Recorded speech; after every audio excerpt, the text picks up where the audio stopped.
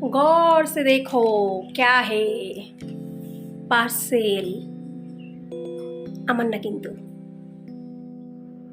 যারা ঘরের কাজ সেরকম করে না, শুধু বাইরের কাজ করে, তারা কিন্তু অনেকেই ভাবে ঘরের কাজে সেরকম কোনো দক্ষতা লাগে না। কিন্তু ঘরের কাজ করতে গেলেও ফুল মোটিভেশন দরকার, না হলে ঘরদোর কিন্তু পরিষ্কার থাকে না। আর পরিষ্কার ঘর বাড়িতে কিন্তু লক্ষ্মীর বাস, এটা আমরা সবাই জানি।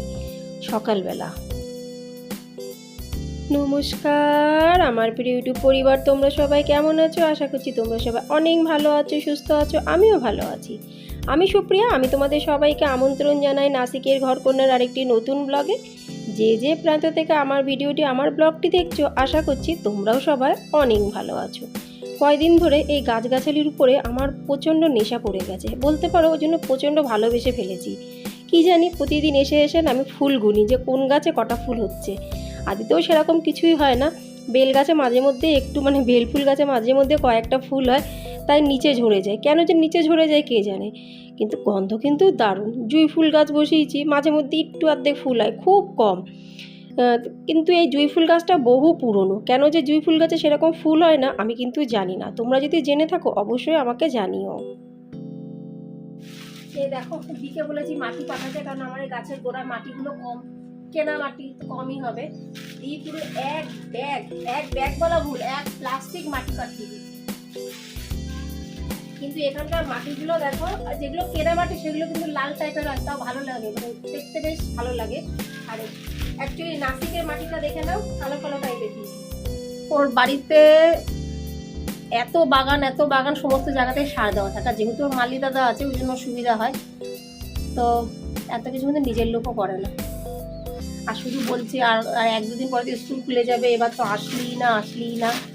সত্যি সময়টা, যে গরমের ছুটির সময়টা যে কী করে চলে গেল বুঝলাম না। এখন আর মাটিতে আমি হাত দেবো না, এখন অনেক কাজ আছে, আগে সেই কাজগুলো করে নিই। তোমাদের তো সেদিনকে দেখালাম কি পাঠিয়ে দিই না, বৌদি বান্ধবী এই আম আর এই কলা পাঠিয়েছিল, তার মধ্যে আম পাকছে আর আমরা খাচ্ছি। আর কালকে পাঠিয়েছে দির বাড়ির দির বাড়ির অনেক ভিডিও তোমাদের সাথে আমি শেয়ার করেছি। ঘরে বাড়িতে যেতেই দির বিশাল বড় একটা সবেদার গাছ আছে, বিশাল বড় ঝাড় টাইপের। কালকে দেখো সবেদা পাঠিয়েছে। আর এই সবেদাগুলো বিশাল মিষ্টি হয়, সবেদাগুলো বিশাল বড়, বিশালটা আজকে একটু বেশি বলা হয়ে যাচ্ছে। দেখো,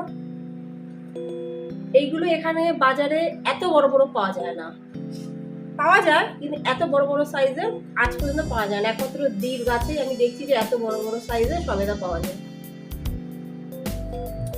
এই যে সবেদা পাঠিয়ে দিয়েছে পুরো এক ঝুড়ি, কিন্তু সবগুলো কাঁচা, আস্তে আস্তে পাকবে। পুরো গাছ ঝাড়াই করেছে, কারণ এখন বর্ষা পড়ে যাবে তো, টুকটাক করে নিচে পড়বে, সবেদা পড়লেই তো খেতিয়ে যায়, খাওয়া যায় না। আর তার সাথে সাথে পাঠিয়েছে পেঁপে। ও জানে যে আমি পেঁপে ভালো খাই, ওর গাছের পেঁপে। কিন্তু আমাদের দেখিয়েছে না, ওর বাড়ির বাগান ঘুরি পেছন, বাড়ির পেছনের দিকে অনেক পেঁপে গাছ আছে, এই পেঁপেও পাঠিয়ে দিয়েছে। তাহলে বুঝতেই পারছো যে আমাদের ভালোবাসা বন্ধুত্বটা কত পরিমাণে, যে তার বৌদি বান্ধবী বলো কি দির বাড়িতে বলো, সামান্য যদি কিছু একটা হয় আমার বাড়িতে কিন্তু অবশ্যই আসে, কিংবা যদি কিছু বানায় স্পেশাল। আমার মেয়েদের স্কুল ছুটি কিন্তু শেষ হয়ে গেছে, কিন্তু এখন ডিলে হচ্ছে। এটা একে তো পাহাড়ি জায়গা নাসিক, তার মধ্যে গরমটা বেশ পড়েছে, আর স্কুলগুলোতেও কিন্তু বেশ গরম হয় এখানে। ওই জন্য দিনকে দিন ডিলেই হয়ে যাচ্ছে। এখন বুঝতেও পারছি না ফাইনাল কবে স্কুল ওপেন হবে। যেদিন হবে তোমরা ভিডিওর মাধ্যমে জানতেই পেরে যাবে। তা মেয়েরা এখন ঘুমাচ্ছে, আমি রান্নাঘরে চলে আসলাম। আর জলের বোতলগুলোতে একটু জল ভরে রাখি, জলের বোতলে যদি জল না ভরি তো জীবনেও ভরে তো দুজনে মিলে খাবেই না। দুজনে কি, আমার কর্তামশাও জল কিন্তু পুড়ে খেতে চায় না। প্রত্যেকটা বোতল নাড়ি দেখবে জল আছে কি নেই। যাই হোক, মেয়েরা এবার উঠে পড়লো, তো ওদেরকে আজকে একটু ম্যাগি করে দেবো। ঘরে এক ছিটে ফোটাও দুধ নেই, দুধের পটে। ফ্রিজেও আমি দেখলাম যে ফ্রিজেও এক ফোঁটা দুধ নেই। অনেক সময় আমি ডিপের মধ্যে দুধ একটা দুটো রেখে দিই, 500 গ্রামের একটা কিংবা দুটো, ধরো 1 লিটারের প্যাকেট আমি রেখে দিই। কিন্তু কালকে বলতেই ভুলে গেছিলাম। আজকে কী দেবো ম্যাগি করছি। ম্যাগি কিন্তু সচরাচর আমি সকালবেলায় দিই না, ভালো লাগে না বাচ্চাদের সকালে ম্যাগি দিতে, কিন্তু কিছু করার নেই, অগত্যা দিতেই হচ্ছে। তোমরা বাচ্চাদের সকালে কী দাও ব্রেকফাস্টে অবশ্যই জানিও। আমার ছোটো মেয়ে কোনো সময় ম্যাগি ভালো খায় না, ও একটু চাউমিন খেতে চায়। কিন্তু ভাবলাম চাউমিন করতে গেলে অনেকটা সময় লেগে যাবে, আর ম্যাগি 5-7 মিনিটের মধ্যে ঝপাঝপ হয়ে যাবে। এবার ওর অনেক বেলা হয়ে গেছে, ও উঠবি না? দুপুরের আর সকালের খাবার কি একসাথে খাবি? ওদেরকে ম্যাগি দিয়ে দিয়েছি, ওরা কিন্তু এখনও কেউ খায়নি। দুজনে সোফাতে বসে আরাম করে টিভি দেখছে, কার্টুন চালিয়ে দিয়েছে, আর আমি আমার চা নিয়ে চলে এসেছি। আমিও এতক্ষণ চা খাইনি। তারপর দেখলাম ওদের ব্রাশ হয়ে গেল, নিয়ে আসলাম দুজনের জন্য ম্যাগি। আমার ছোটো মেয়ে বলা শুরু হয়ে গেছে, মাম্মা তুমি তো জানো আমি ম্যাগি ভালোবাসি না, তাহলে একটু পোহা করতে পারতে। এটাই হয়েছে আমার সবথেকে বড় অসুবিধা, যে একই রকমের জিনিস করে দুজনকে দেবো, তাতে আবার জ্বালা। এক রকমের জিনিস দুজন খেতেই চায় না। মাঝে মাঝে আমার এত বিরক্তি লাগে, মানে সেটা বলার মতন না। তা যাই হোক, দেখা যাক, ও যদি বাই চান্স না খায় তাহলে অন্য কোনো ব্যবস্থা করতে হবে। তা বড় মেয়ে খেয়ে দে ও পাশের ঘরে গেছে খেলা করতে। বলছে মাম্মা আর 2-3 দিন পরে তো স্কুল খুলে যাবে, তাহলে ততক্ষণ একটু খেলে নিই। বললাম ঠিক আছে যাও, ছোটোবেলাকার সময় এটা যদি একটু এনজয় না করে তারপরে তো সারা জীবন ওই বই নিয়ে বসে থাকতে হবে আর কাজের প্রেশার হবে। তো ছোটোবেলার জীবনটা কিন্তু একটু এনজয় করাটা খুবই দরকার, যেটা আমি মনে করি। আমিও প্রচুর খেলাধুলা করতাম, তো আমি ওই জন্য আমিও ভাবি আমার মেয়েরাও একটু সময় যখন আছে একটু সেটা খেলাতে প্রয়োগ করুক। শুধু পড়াশোনা খেলাধুলাতেই যে কনসেন্ট্রেশন লাগে, মোটিভেশন লাগে তা না, কাজবাজ করতে গেলেও কিন্তু মোটিভেশনের দরকার। এই দেখো ও কিন্তু খেতে চাইছে না, সেই জবরদস্তি ওকে ম্যাগি খাওয়ালাম। ঘরে এক ফোঁটা দুধই নেই, তাহলে কি করে করব? কোনো কিছু আর আমার কাছে অপশানই নেই। ম্যাগিটাকে অন্তত কিছুক্ষণ ওর পেটটা ঠান্ডা থাকবে।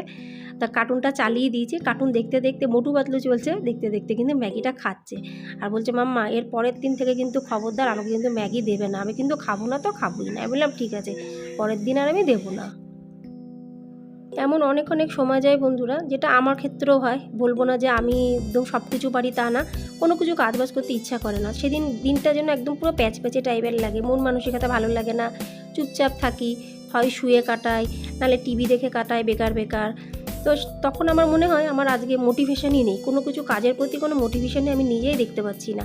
কিন্তু এক একদিন দেখো নিজেকে মোটিভেট করি, কেয়ার করবে, যে ভাবি যে না এরপরে এটা করতে হবে, এটা আমার প্রয়োজন, এটা করলে সংসার ভালো থাকবে, এটা করলে আয় উন্নতি হবে, এটা করলে তাড়াতাড়ি আমি সব কাজ কমপ্লিট করতে পারবো।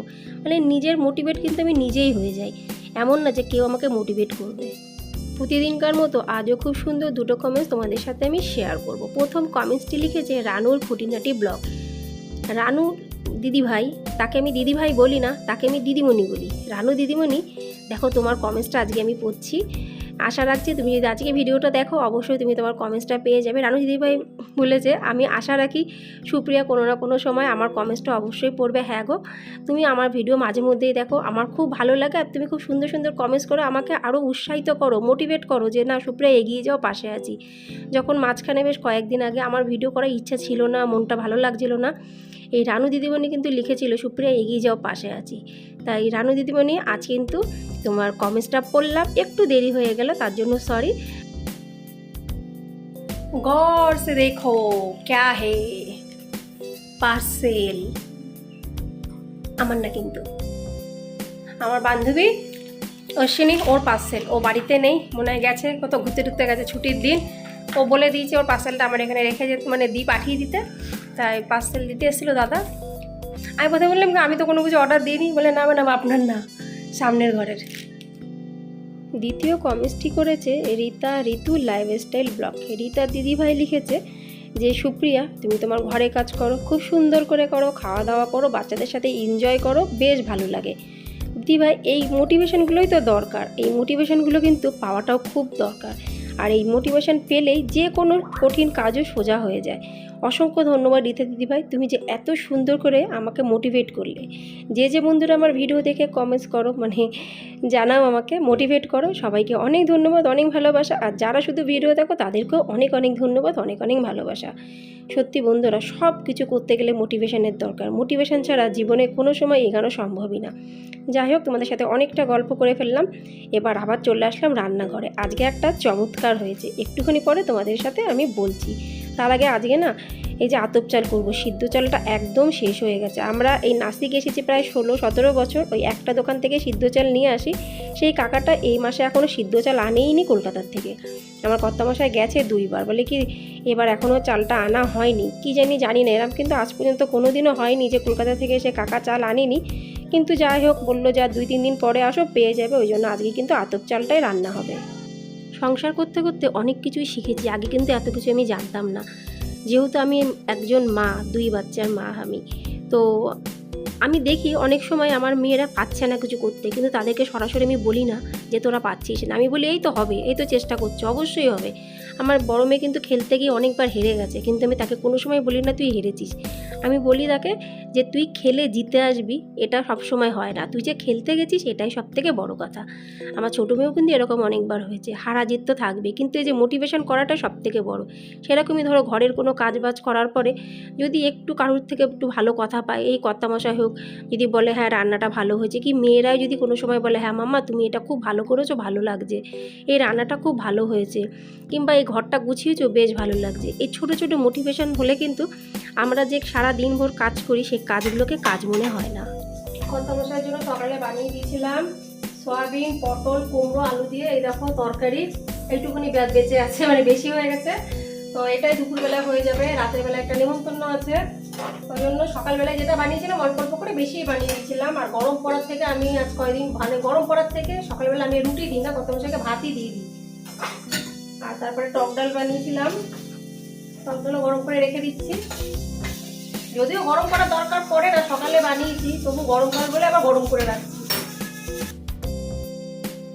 তাহলে আজকে বুদ্ধি করে সকালবেলাতেই মানে একদম ফার্স্ট সকালেই দুপুরবেলাকার রান্না করে রেখে দিয়েছি। এই দেখো, না পাঁপড় ভাজাটা সকালে করিনি, কর্তামশাইকে পাঁপড় ভাজা দিইনি, মনে ছিল না, এখন পাঁপড় ভাজা করলাম।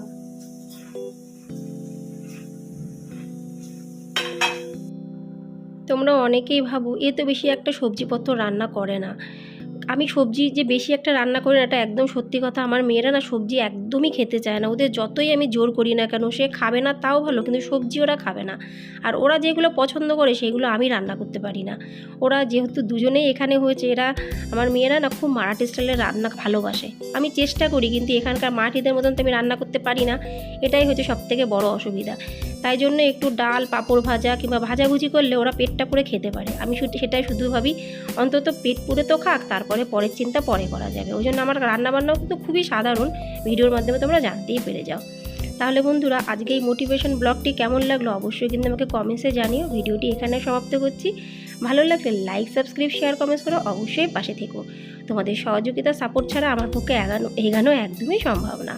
আবার তোমাদের সাথে দেখাবে পরবর্তী ব্লগে, ততক্ষণের জন্য নমস্কার।